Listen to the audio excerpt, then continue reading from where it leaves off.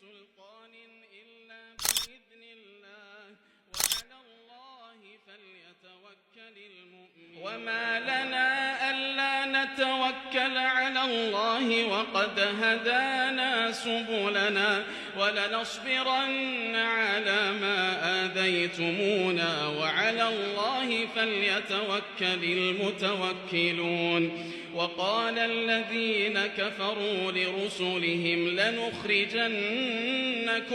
من أرضنا أو لتعودن في ملتنا فأوحى إليهم ربهم لنهلكن الظالمين ولنسكننكم الأرض من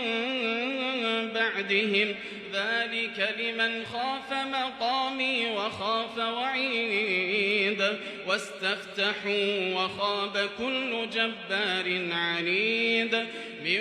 ورائه جهنم ويسقى من ماء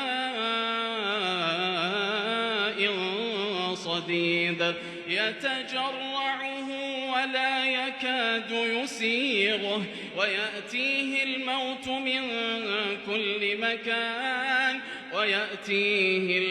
من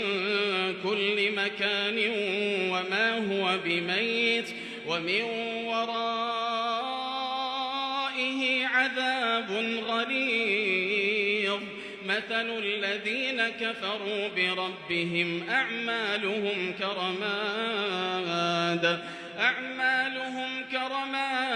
اشتدت به الريح في يوم عاصف لا يقدرون مما كسبوا على شيء ذلك هو الضلال البعيد